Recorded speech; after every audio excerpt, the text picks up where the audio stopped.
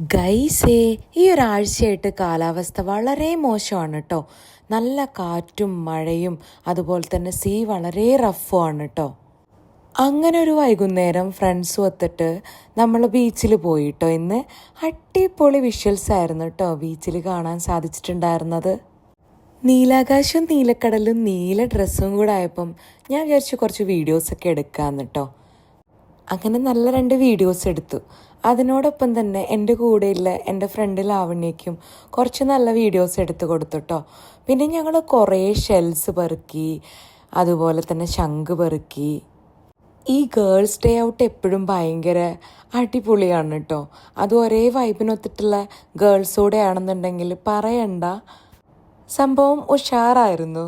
ഞാൻ പൊതുവേ നാട്ടിൽ കുറേ ബോയ്സിൻ്റെ കൂടെയാണ് ട്രാവലും ട്രിപ്പ് എല്ലാം പോവാറുള്ളത്. അതുകൊണ്ട് തന്നെ എനിക്കിത് വളരെ വലിയൊരു എക്സ്പീരിയൻസ് ആയിരുന്നു കേട്ടോ ഇവരുടെ കൂടെയുള്ള ഈ ഒരു ഈവനിങ്.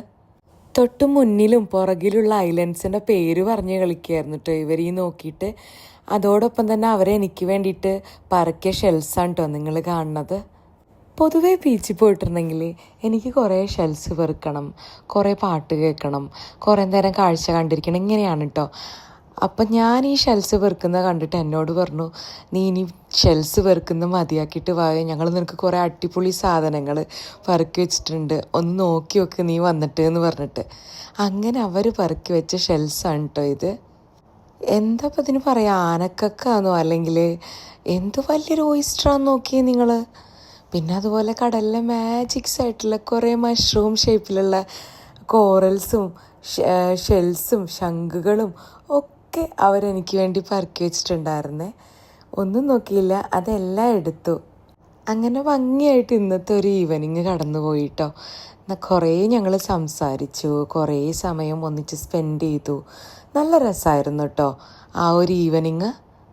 മഴക്കാറുള്ളതുകൊണ്ട് തന്നെ സൂര്യൻ അങ്ങോട്ട് കാര്യമായിട്ട് വരാൻ പറ്റുന്നില്ല കേട്ടോ ആകാശത്തോട്ട്.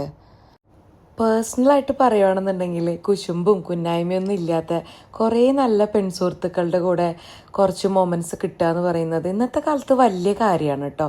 കാരണം തമ്മിത്തല്ലും കുത്തിത്തിരിപ്പും ഒക്കെയാണ് പലയിടത്തും കണ്ടുവരുന്നത്. അങ്ങനെയുള്ള സാഹചര്യത്തിൽ എനിക്കിങ്ങനെ നല്ല മൊമെൻറ്റ്സ് കിട്ടിയതിൽ ഞാൻ വളരെ ഹാപ്പിയാണ്.